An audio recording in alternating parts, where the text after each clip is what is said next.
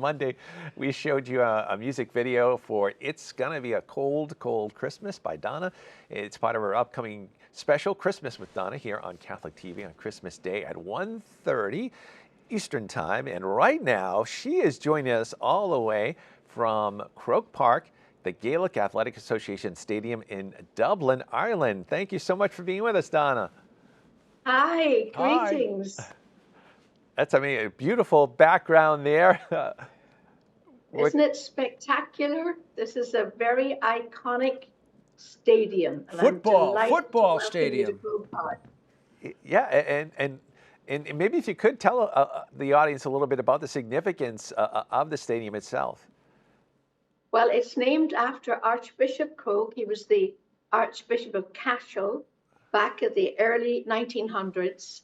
And the Gaelic Association was formed again, primarily by a priest.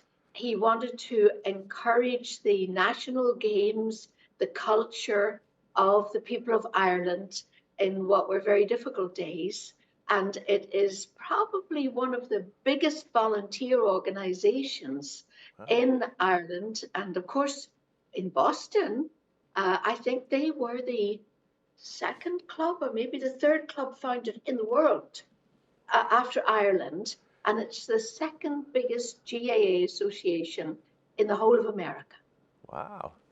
I did not know that. That is amazing. And let's just talk a moment, if we could, about the Christmas special. So you're taking people, as I see it, on a musical journey from a cozy chair by the fireplace. And what can people expect? Well, it was such a pleasure to do.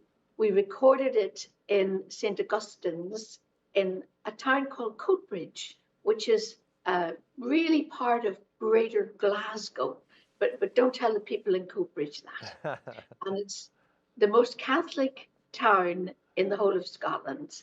And St. Augustine's are very dear friends, Father Michael and Father Dominic, parish priest and retired parish priest, live there. And so I recorded it, really telling the background to the carols that we all love. And the St. Augustine's primary school, grade school, Sing With Me. And well, one little interesting point, I didn't know till we started to research, Adeste Fideles was actually written by a Scottish man, the famous Flight of the Earls. They were supporting the Catholic King James. Huge difficulty and battles ensued. They fled to Paris, they fled to France, and he wrote Adeste Fideles. It's a Catholic hymn supporting the Catholic teaching. And the very first place it was ever sung was with the Dominican sisters here in Dublin, where I'm today. So fascinating backgrounds to the carols that we love and we know so well.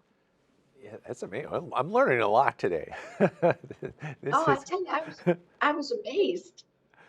This is great. And we were talking before we brought you on about all the great music that we enjoy during this season time. I was wondering how you chose which songs to include. I just included the ones that I really loved. And like Silent Night, of course, in these days when things are so unsettled, to remember that Silent Night, which was written in Austria, it brought an iconic moment of peace, a truce across no man's land. In 1914 on Christmas Eve, the Allied troops, the German troops, were separated by no man's land. And in stillness, one of the German soldiers began to sing Stille Nacht, Silent Night. And so some of the Allied soldiers began to sing with him. They all ended up singing it together. And then they met in the middle of no man's land. And there was peace for that time that they were together. So I think it's a great anthem of peace for today. And I sing it with the children of St. Augustine's, and it's very, very moving. Well, you're very kind to take the time to join us today. I just want to ask you one quick question. Back in 1970, you won a very prestigious award. Now, I was just a little kid, the Eurovision Song Contest. What did you feel? What were your feelings back then when that happened? Because you've been in this business for a while. Then? Were you even born then?